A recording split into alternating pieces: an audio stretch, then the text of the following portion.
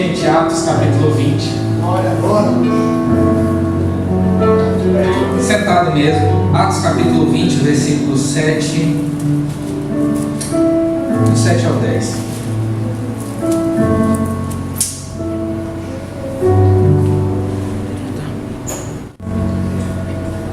No primeiro dia da semana, ajuntando-se os discípulos para partir o pão, Paulo, que havia de partir no dia seguinte, falava com eles e alargou a prática até a meia-noite. Havia muitas luzes no cenáculo onde estavam juntos.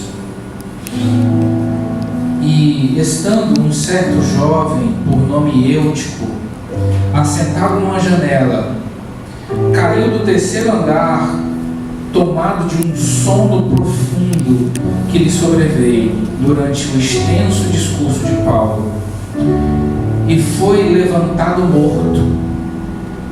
Paulo, porém, descendo, inclinou-se sobre ele e, abraçando-o, disse: não vos perturbeis, que a sua alma nele está. Curva a sua cabeça. Senhor, precisamos te ouvir, ó Pai. Era um jovem. Onde é que Eutico estava? Na igreja. Amém? Então a gente entende que Eutico era crente. Até porque o que Eutico estaria fazendo, ouvindo o apóstolo Paulo pregando até quase meia-noite? Eutico era crente. Ele tinha afinidade com as coisas da igreja. Ele estava familiarizado com a rotina da igreja. Ele sabia o que ele estava fazendo. Ele não estava aqui por um acaso. Ele sabia exatamente onde estava e por que estava ali. O texto diz que eles estavam reunidos no primeiro dia da semana, que é o domingo. Só que, na verdade, eles estavam reunidos no sábado à noite. Porque para o judeu, ao pôr do sol, quando o sol se põe, aquele dia acaba. E ele já considera o dia seguinte. Então, na verdade, isso era sábado à noite para a gente. Para um judeu, o sábado já tinha acabado e já tinha iniciado o domingo, porque eles contam a virada do dia no pôr do sol e não na meia-noite como nós. Então isso era um sábado à noite. Sábado à noite, o dia da baladinha, né? O dia de curtir. E onde é que Eutico está? Na igreja. Quando a gente observa essa cena estranha, um jovem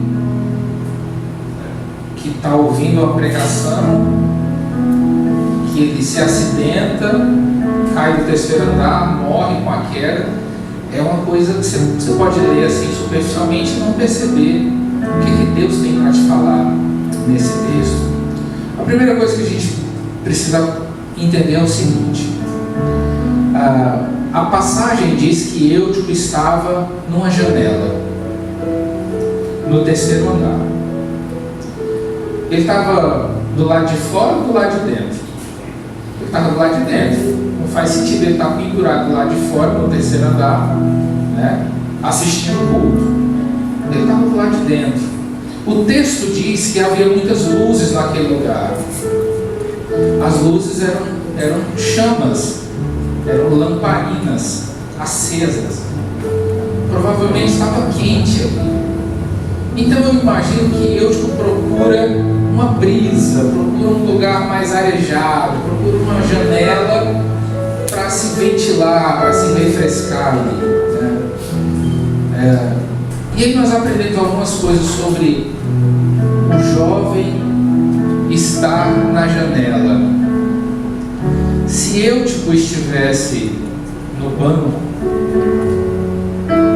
como a maioria dos outros estavam, ele não teria morrido de uma queda, né?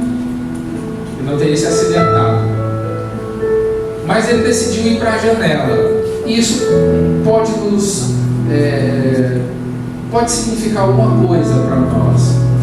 Então, por que Eutico foi para a janela? Quais as motivações dele ter ido para a janela? Do ponto de vista natural, ele pode ter ido lá por N motivos. Para pegar uma brisa, para ver como é que estava do lado de fora, para ver como é que estava a rua, os postes, as luzes da cidade acesas, os soldados fazendo rondas, as pessoas perambulando pela rua.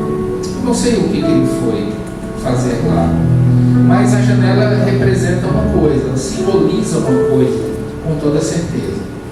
A janela representa distrações.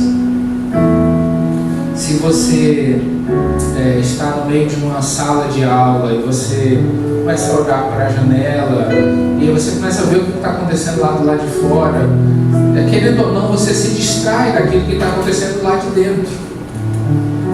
Então a primeira coisa que a gente percebe em Eutico é que, apesar dele ser crente, apesar dele estar no lugar certo, dentro da igreja, ainda assim, o fato dele ter escolhido a janela depois de algum tempo dentro do culto, o fato dele ter ido para a janela, representa algo, no mínimo, curioso. Provavelmente ele, sim, queria estar no culto, mas também ele queria ver o que estava acontecendo lá fora. E talvez essa cena retrate a vida de muitos jovens, como o jovem Eutico.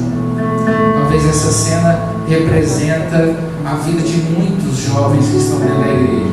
Eles estão dentro da igreja, eles são crentes, mas eles não perdem a oportunidade de estar na janela, vendo o que está acontecendo lá fora. As distrações do mundo. Eu estou aqui dentro da igreja, mas com um olhinho pela janela, para ver o que está acontecendo no mundo. Então, janela representa distrações. A janela, ela geralmente mostra algo a mais do que aquilo que nós estamos vendo no lugar fechado. Ela tem a tendência de ampliar a nossa visão, de mostrar as cores daquilo que está do lado de fora. Enquanto do lado de dentro tudo parece menor, parece ser o mesmo sempre. Enquanto o lado de fora muda tanto, passa um carro, passa uma pessoa, passa um cachorro, passa um passarinho, tudo está sempre em constante mudança do lado de fora. E do lado de dentro é sempre tudo tão parecido. Então Eutico está lá, do lado de dentro, olhando para fora. Eutico está lá no culto e olhando pela janela. Eutico está lá, ouvindo a palavra, mas distraído com o mundo. Está todo mundo entendendo? A janela, ela atrai com a abundância de ofertas visuais que ela tem. Quando você olha pela janela, é abundante aquilo que você tem para ver. Mas tem uma coisa que é básica. Quando você olha pela janela, o máximo que você pode fazer é ver aquilo que você está observando pela janela. Tudo é muito distante. Quando você olha para dentro, pode ser muita coisa repetida, muita coisa igual, muita coisa parecida, mas tudo está perto de você, tudo está ao alcance da sua mão.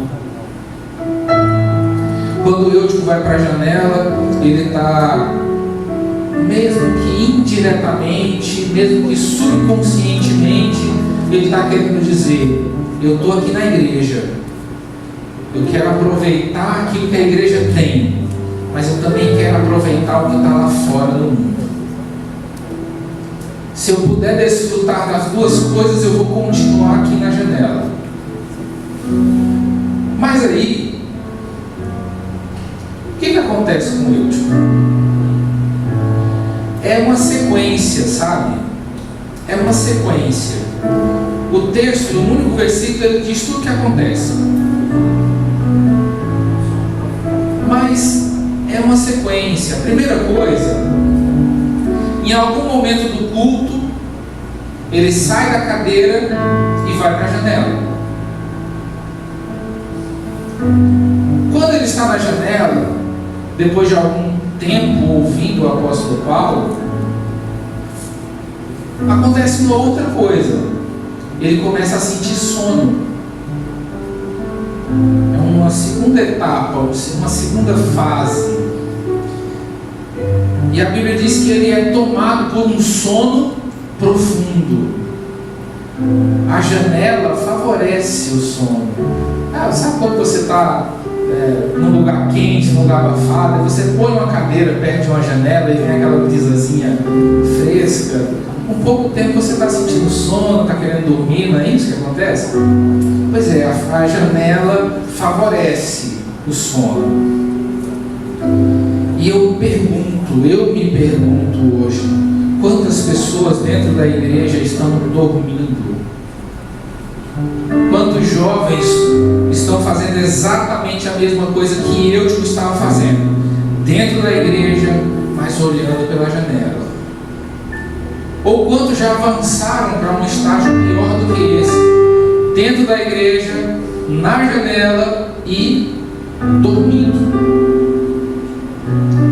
Alguns dos testemunhos que eu vi vocês compartilharem aqui hoje, começando com Bizeta, é exatamente isso: estar dormindo. A coisa precisando acontecer, a coisa precisando fluir, e a gente estagnado, parado, dormindo. Talvez não encantados com o pecado do mundo, mas com o mundo em si. Como disse a Vitória, a faculdade, os estudos, o emprego, ganhar dinheiro, o iPhone que eu preciso ter, tudo. Dormindo por causa da brisa que vem da janela. Depois de dormir, ele passa para um outro estágio pior. Ele começa a cair e cai. Então o jovem Eutico sai do banco, vai para a janela, da janela para o sono, do sono para a queda e da queda para a morte. Nós temos pessoas dentro da igreja que estão na janela. Nós temos pessoas dentro da igreja que estão dormindo. Nós temos pessoas dentro da igreja que caíram. E nós temos pessoas dentro da igreja que morreram. E estão mortas, assistindo o culto todo domingo. Mas já morreram. Já morreram depois de passar por todas essas etapas. Depois de olhar, tudo começa com olhar pela janela. Mas é só isso. Não foi nada demais, né? Eu só olhei pela janela. Davi fez a mesma coisa. Ele olhou pela janela. Adulterou, assassinou o amigo, perdeu o reino, perdeu o filho, perdeu a filha, perdeu outro filho, recuperou o reino, alcançou a misericórdia de Deus, mas a espada nunca se afastou da casa de Davi. Foi o que disse o profeta Natan. A espada não se apartaria da casa de Davi. E foi assim até Jesus, o último descendente de Davi, que foi morto também. pela janela. Apenas isso. Mas aí de repente a pessoa dorme, mas foi só um cochilo. Aí a pessoa cai. Dormir não parece muito, né? Parece uma coisa simples. Depois a pessoa cai, mas tem gente que diz: nossa, tanta gente cai, né? Se machuca um pouquinho, mas fica de pé, né? Depois se levanta, caiu, mas se levanta. Foi só uma quedinha. Mas tem gente que morre da queda. Eutico morreu depois de ter caído, depois de ter morrido, depois de ter olhado pela janela.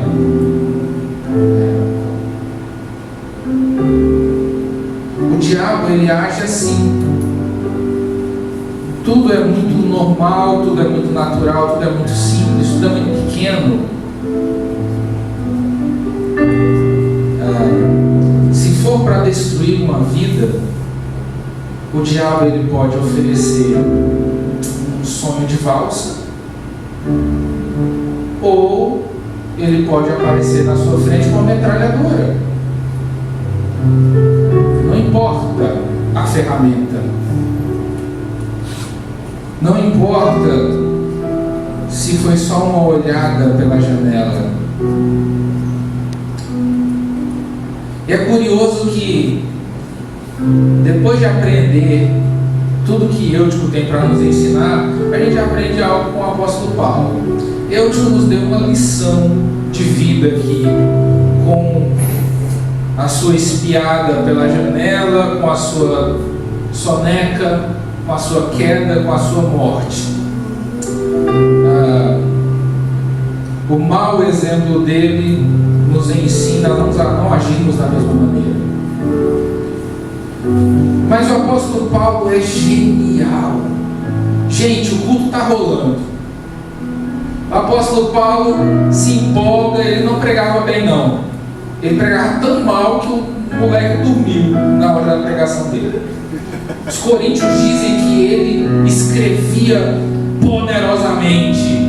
Ele era poderoso em palavras quando escrevia suas cartas, mas na presença das pessoas ele era fraco, ele era frágil, ele não intimidava ninguém com a fala dele. E aí ele se empolga, né? E ele começa a falar, e aí chega meia-noite e Paulo ainda está lá falando. A Bíblia diz que ele iria viajar no dia seguinte para Macedônia. Se você ler o começo do capítulo, você vai ver isso. Ele ia viajar para Macedônia no dia seguinte, e ao invés de descansar, não, amanhã eu vou viajar, então eu vou terminar o culto mais cedo. Não, ele vai para meia-noite no culto. Ele vai absolutamente o contrário do que uma pessoa qualquer faria. E aí, antes de ir para Macedônia, ele faz esse culto. Aí, meia-noite, tem um acidente e uma pessoa morre. Imagina essa cena. Imagina que agora, nesse culto, de repente alguém morre aí. Ia ser uma coisa, no mínimo, trágica. O culto ia acabar. A gente ia chamar Danilo aqui para levar para a UPA. O culto ia acabar. Não ia ter mais clima.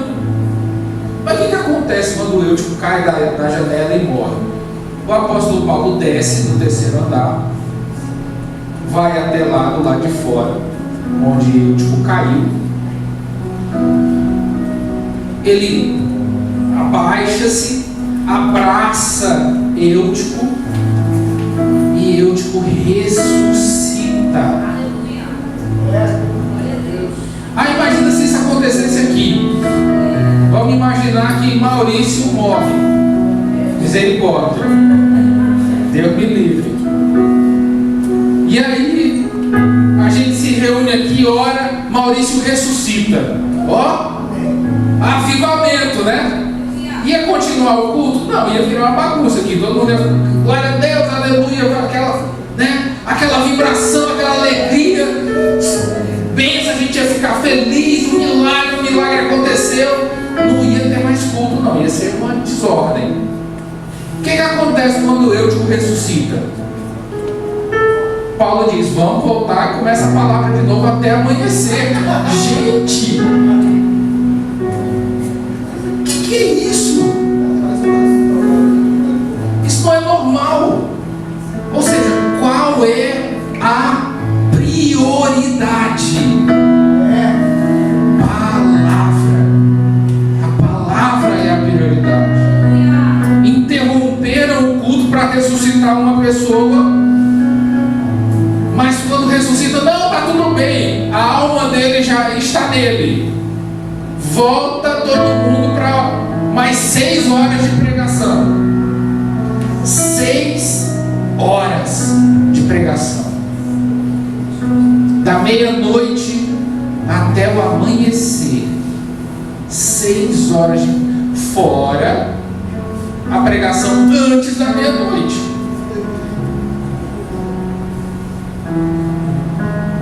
Era esse o culto da igreja primitiva. Aí você me pergunta, vou fazer a mesma pergunta que já fizeram aqui 3 vezes.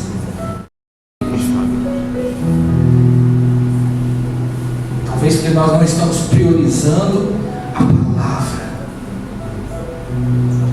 Pedro disse o seguinte quando instituiu os diáconos: não estou discordando de nada do que foi dito. Realmente tudo que foi dito é verdade. Os milagres também não acontecem porque nós não exercitamos a fé, como diz Pizeta. Os milagres não acontecem por muitos motivos, não só pela palavra. Mas o apóstolo Pedro disse: instituamos diáconos para que sirvam à mesa, porque nós não podemos abandonar o ministério da palavra. Quem é que mais fazia milagre? Os apóstolos. E era quem mais pregava a palavra e vivia a palavra. Então, nesse culto que para nós parece muito estranho, 4 horas de pregação, uma ressurreição no meio do culto, 6 horas de pregação continuando, é um culto com a liturgia que destoa daquilo que a gente está acostumado. 1h30 de louvor, 15 minutos de pregação. Aviso, tem que ser rápido porque o povo está irritado, impaciente para ir para casa. Esse tipo de comportamento é o tipo de comportamento que o jovem Eutico tinha. Dormir na janela. Nós não podemos viver assim, nós não podemos fazer isso. Segue o culto. Nenhuma ressurreição, nem o maior dos milagres pode tirar a prioridade da ministração da palavra de Deus, como a gente aprende com o apóstolo Paulo nesse texto. Que o Senhor nos abençoe, faça de nós jovens diferentes do jovem Eutico, que os nossos olhos estejam fixos apenas aqui dentro, na casa do Senhor, e não olhando pela janela o que está lá fora no mundo. Quem entendeu, diz glória a Deus. Glória a Deus. Amém. O amor de Deus, nosso Pai, a graça do nosso Senhor e Salvador Jesus Cristo, as consolações e a comunhão do Espírito Santo seja com todos aqui presentes, e que nós possamos continuar acordados para o que Deus tem para fazer na nossa vida. Amém?